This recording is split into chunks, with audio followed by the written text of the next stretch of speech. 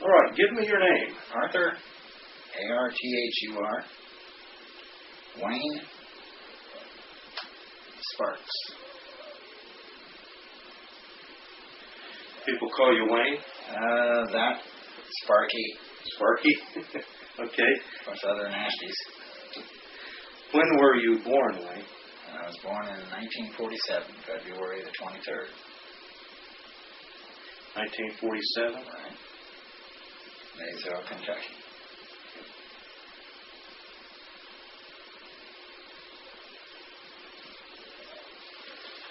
All right. I'm going to fill this out and give it to you.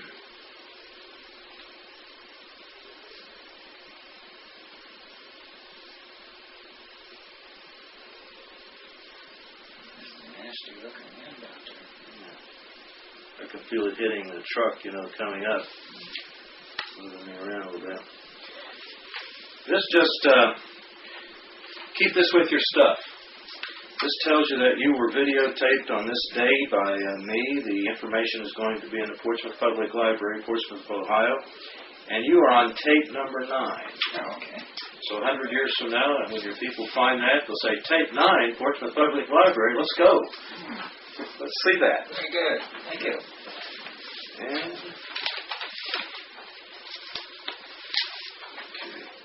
Becoming famous.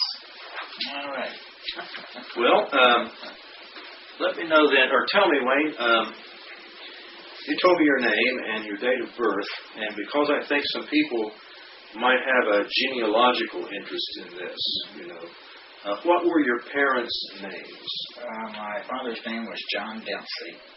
Mm-hmm. John Dempsey Sparks. Dempsey Sparks. Mm-hmm. And my mother's name was Margaret Cloe. C-L-O-E? C-H-L-O-E. C-H-L. Was that her maiden name? Robinson. Robinson was her maiden name. Right. Okay. Now, do you know their parents' names? Starting with your father, do you know his parents? I do not. You know your mother's parents? I do not. Now, you are married? Yes, I am. And what is your wife's name? Teresa Elaine Okay. And what is her maiden name? Kester. How do you spell it? K-E-S-T-E-R. Now, do you know her parents' names? I know her mother's name is Betty. Mm-hmm. I do not know her middle name. Do you know her mother's maiden name? No, I'm sorry, I don't. Okay. How about her But father? her father's name was Jean. She spelled with a G. She. Last name Kester, of course. Now, where were they from? Kesters. Parkersburg, West Virginia area. Okay. And where were the Sparks from? Kentucky, around the Mason and Flemingsburg area. Okay, that'd be Mason County, Mason County, Maysville, and that area like that. Okay. Now, do you have any children? I have one, Shannon Deneen Sparks, Mm-hmm. and she's currently with her husband and family in Idaho, who is Okay. also in the military. Now, what is her married name? Blaylock. Blaylock. Right. B-L-A-L-O-C-K. L-O-C-K. Now, does she have any children? She has two. Mm-hmm. Their names are Patrick, Uh-huh. 7-year-old young man, and Caitlin, Uh-huh. spelled K-A-I-T-L-I-N, who is a 3-year-old tyrant. Tyrant. All right. Oh. Well, that sounds like a lot of fun around that house. She's a lovely kid. I love her. Now, let me ask you this. How much education do you have? I've got 12 years graduated from PHS, Portsmouth High School. Okay. I went to 2 years college while I was in the service. Okay. But never finished a degree while in the service because of different jobs coming up. Now, you told me earlier here that you are retired from the service. You're Yes, retired ma'am. from the Air Force? Right. Okay. Do you have an occupation now? Do you have something you just gin around a little bit? No, actually, I wash and wax cars. I paint houses, mow lawns. Okay. Enjoy life. I do. I enjoy life. It's too darn short otherwise. Yeah, you kidding. Now, did you join the service? Were you drafted? What happened? I had received notification that I was going to be drafted through a friend of mine who happened to be working in that department. And I didn't want to go to Vietnam at that time, so I said, well, if I'm going to have to go into the service, I'm going to volunteer. So I went in and enlisted in the Air Force. And when did you enlist? 1965. What's I'm sorry, 66. Do you remember the date you were? May 5th, 1966. Do me a favor. There's a little bit of a shadow cuts right across your nose. Remove your hat. Oh, okay. There you go. There, perfect. Now, and when did you get out? When did you retire? I retired in May of 88. All right. And what was your rank when you retired? I retired, I had just made E7, but due to the fact that I was retiring, I wasn't able to put it on it. My retirement date came up before my promotion date. So actually I retired as an E6. When did you, or where did you do your basic training? Lackland Air Force Base. Now that's in Texas, isn't it? Yes, good old Texas. And did you have what we call in the Army Advanced Individual, AIT? Did you have AIT after your basic? After basic, I went to technical school. Okay, what was that about? That was in Keesler. That's where they decide what you're going to do while you're in the service. And what did they decide you were going to do? Well, they decided that I would make a good air traffic controller. I see. Okay. And you were trained. How long is that training? Air traffic control? Air traffic control school was almost 6 months. It's a long time, isn't it? Almost 6 months of training. Did you enlist for 4 years? Yes, I did. Now, your basic training was 8 weeks or 6 weeks? Mine was 8 weeks. It went to 6 weeks after, not too long after I left. Okay. So now you're going to be an air traffic controller. After that, was that also at Lackland? No, that was at, I became the air traffic controller. I received my degree in Keesler Air Force Base, Mississippi. In fact, that's where I retired from years later. I see. Okay. But, now, after Mississippi and air traffic control, where did you go? I went to Malmstrom Air Force Base, Montana. And I was told that it was a slow base. It was cold. And they were right on one occasion anyway. It was cold, but it had very high volume of traffic, air traffic, because it was a military training base for pilots. Well, this was during Vietnam era. Right. 66, 67, right. 68, that sort of thing. Then. How long were you there in Montana? I was there for approximately 2 years. Okay, and then what happened? And I received orders to Vietnam. You should be getting pretty close to your 4 years by that time. No, not actually. I knew pretty sure that I was going to re-enlist. Oh, okay. I liked the service that much at that time that I had made up my mind. It didn't matter to me when my time came up or not. I was going to re-enlist, which I did in Vietnam. Okay. So then you went to what part of Vietnam did you? I arrived at my first assignment in Vietnam. I arrived in Saigon at Tan Son Nhut Air Base. Okay. Is that where you did your? My air traffic control. Okay. That's where you worked. Right. Okay. And I assume that was not a slow base. No, it wasn't slow. It wasn't what I expected it to be. I expected to have a lot more of combat flights coming in, but it was Tan Son Nhut itself was a base used primarily for supply missions, and we had a great deal of traffic, but not what I expected. Now, when were you in Vietnam? That would be 68, 69 was the first. Okay, now 68 was Tet. Were you there at Tet or after Tet? I got there right after Tet. Okay. Now, did you go back to, you served a year now, I think right. it was. Then what did you do? From Vietnam, I came back and was assigned to Oklahoma. Vance Air Force Base, Oklahoma. I'm sorry. I've shipped around there. In that period of time, I was shipped around quite often. I went from Vietnam to Fort Lee, Virginia, which was an Army base. And there I decided I didn't really want to be an air traffic controller anymore. Mm-hmm. I received another set of orders after I had been in Fort Lee, Virginia for approximately a year to Vance Air Force Base, Oklahoma.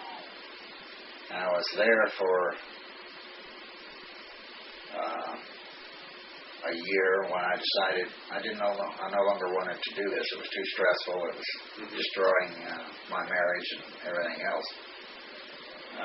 So I cross-trained and became a recreation management specialist. Mm-hmm. And you run the gym or what? Ran the gym, ran the pilot's training program, physical training program, all of the recreational activities that were on military installation. Mm-hmm. Okay. I had my fingers in. Did you go back to Vietnam? Yes, I did. The next time I went back to Vietnam was 69-70. Okay. Well, actually, it was. I got there in December of '69, and I didn't leave until about February of '71. I see. And I was all over Vietnam at that time. I was better off doing the first job. At least in Vietnam. Yeah, really. So why were you all over Vietnam as a recreation As a recreation specialist, it was our job to ensure that the morale of the troops in the field was raised to a level that they didn't get down all the time. We had to go out and actually construct volleyball courts in the field. We had to construct horseshoe pits. Huh? And basketball games and different types of recreational activities for the troops at the fire bases and things like that. Did it work? Actually, it did. We had a lot of fun. It was a lot more dangerous the second time. Were you under fire? I received. I wish I could have brought my helmet home, but they wouldn't let me. I was just talking to an individual. And I had bent over to pound the horseshoe bar into the ground, and a ping hit my helmet, and it creased my helmet back through. And of course, they took out after it was a sniper. Mm-hmm. But with all the guys that were around me, I guess he thought I was important or something. Mm-hmm. You know, and they were talking to you about the positioning of the horseshoe bar. Yeah, just a horseshoe bar, you know. And so this VC out in the tree says, there must be the general. This must be an important individual. We'll just take care of him real quick. Oh, my gosh. I wish I could have brought the helmet home. That was interesting. Yes.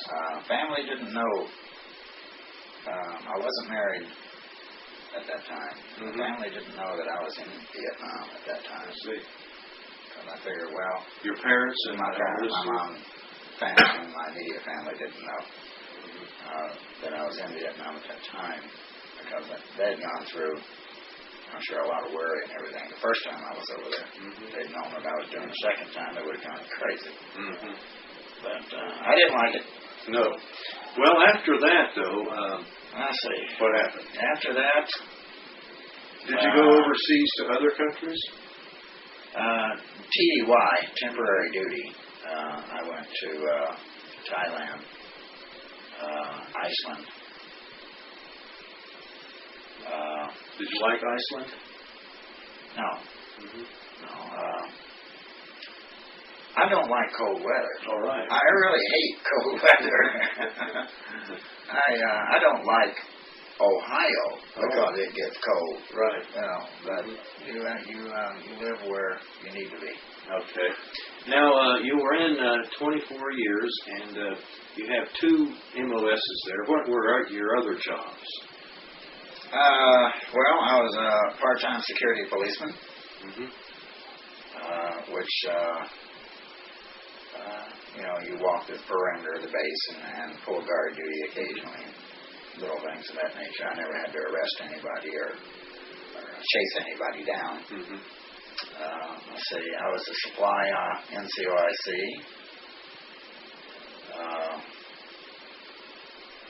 See, I think my best assignment was when I received orders from Hawaii, or from Vietnam the second time I went to Italy. Oh, That broke my heart. Oh, You know, yes, it sounds like that, didn't Yeah, I was really. Where did you go? I went to Aviano, Italy, Yes. and enjoyed that tremendously. My uncle was stationed there. He was career Air Force, too. He was Yeah, I liked it there. How long were you in it? 3 years. Were you able to take your wife with you? Yes. Oh, great. Yeah, I took my wife and my daughter. Uh-huh. And then after, I was in charge of the golf course. Yes. Really rough job there in Italy. I was recreation and had the gymnasium for a period of time. I had the golf course for a period of time. They used me as whenever something would get into a bind financially or with personnel, then they would send me in to try and straighten it out. I enjoyed that job. I thoroughly enjoyed that job. From there I went to Hawaii. That's another rough assignment. How long were you in Hawaii at that rough 5 years. 5. Oh, that's true. Yeah, we're getting close to my retirement now. Okay. No, I was in Hawaii, and it was that job was rougher than any that I'd had. Truly, I mean, Yeah, it actually was. recreation or what was Well, it was my job. One of my jobs in Hawaii was to try and come up with ideas to keep people on the installation and to keep them from getting into trouble downtown. Recreational activities. Mm-hmm. Well, when Hawaii's got everything. Yeah. I mean, it's got everything, How can you come up with something to keep your military personnel on the installation when they're, Well, you so could, much but it'd going be on illegal, downtown. right? Yeah, you wouldn't want to do that. But I enjoyed that. Great. Now, did you bring home any souvenirs from all these places? No. Nothing? No. Okay. No, don't like souvenirs. You don't like it? Do you have any ribbons, the usual campaign ribbon? Yes, I do. Vietnam? I received the Air Force Commendation Medal, Oh, 3 Oak Leaf clusters. Didn't get the Purple Heart. Kind of glad about that. Yeah. Got the Vietnam Campaign, the Vietnam Service Ribbon, Small Arms Marksmanship Expert Ribbon. Did you like the service then? Yes, I did. I love the service. I absolutely love the service. And in fact, I didn't really want to leave Hawaii because I knew that I was getting close to the time when I was going to have to get out of the service. Mm-hmm. And I lost my family in Hawaii. We divorced at that time in Hawaii because my job kept me going all the time. Mm-hmm. And you can't raise a family and be gone all the time. So I got divorced from there, and she went her way, I went my way, and I got orders to go to Keesler Air Force Base, Mississippi again. Oh, I see. And that's where you said goodbye That's to where I Air retired. Force. What's the best thing that ever happened to you in the service? The camaraderie of the people that I was stationed with. The people that I was around at all times. Do you still keep in contact with Yes, them? I do. Do you? Yes, I still have some friends that I write back and forth to. What's the worst thing that ever happened to you? Running into an individual who is power hungry for his position and wanting more. Mm-hmm. This is not a generic. You found that you ran into this officer that gave you a problem. That's one of the reasons why I got out. I see. Yeah, I ran in, unfortunately, since this is not going to have any names on it, I ran into a lieutenant colonel who was very power hungry. He wanted to be base commander. And he had people behind him pushing him. And he did not like our commander. So he had our commander shipped out, which left us at the mercy of him. And, was your commander a major then, somebody lower? Right. Okay. Right, lower rank. And he commenced to breaking down the morale structure of the squadron. Mm-hmm. I knew since I was the NCOIC of the squadron, it wouldn't be too long before he found something on me that, to destroy my career. So I said, no, I don't need this. Enough is enough. In the 24 years, I don't need to be putting up with this. So I got up. Do you have any tattoos you want to talk No, about or anything like that? No, I guess that was one of the weird ones. I never got into tattoos. Never could see. Okay. What's that word? I love somebody described it to me one time as something to do with destroying your body, but it's a term that you use.